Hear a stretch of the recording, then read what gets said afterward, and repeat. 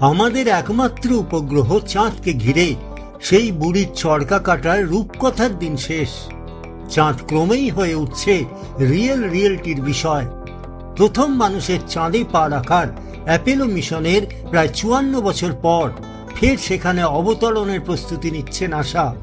বিভিন্ন মহাকাশ সংস্থা ও বেসরকারি কোম্পানি চাঁদের কক্ষপথে স্টেশন, স্থায়ী ঘাঁটি, এমনকি হোটেল তৈরির পরিকল্পনাও করছে।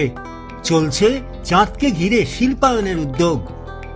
তবে সদ্য সব থেকে আলোড়ন তোলা উদ্যোগের কথাটি বলেছেন স্পেস এক্সের বিলিয়নিয়ার প্রধান ইলন মাস্ক।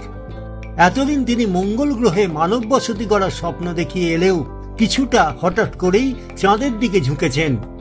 সাম্প্রতিক এক এক্স পোস্টে তিনি যা লিখেছেন তার বাংলা করলে দাঁড়ায়, স্পেস এক্স ইতিমধ্যেই একটি স্বয়ংসম্পূর্ণভাবে বেড়ে ওঠা চন্দ্রনগরী তৈরির দিকে নজর দিচ্ছে, যা 10 বছরেরও কম সময়ে সম্ভব হতে পারে।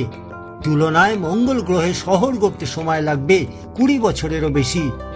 মার্স ছেড়ে আপাতত চন্দ্রমুখী হওয়ার পেছনেও যুক্তি দিয়েছেন তিনি।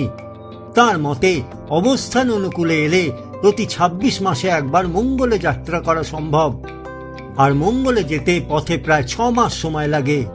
কিন্তু চাঁদে প্রায় প্রতি 10 দিন অন্তর যাত্রা করা যায়, পাশাপাশি যেতে লাগে মাত্র 2 দিন। ফলে দ্রুত পরীক্ষা নিরীক্ষা করে চাঁদে শহর গড়ায় তুলনামূলকভাবে সহজ।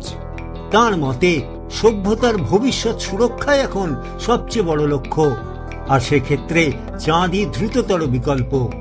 ইলন মাস্ক আপাতত চাঁদে বাণিজ্যিক সুযোগ কাজে লাগাতেই বেশি আগ্রহী। তাহলে তার অকুপাই মার্স পরিকল্পনার কি হবে? সেক্ষেত্রে মঙ্গলের বসতি স্থাপনের পরিকল্পনা পুরোপুরি স্থগিত হচ্ছে না।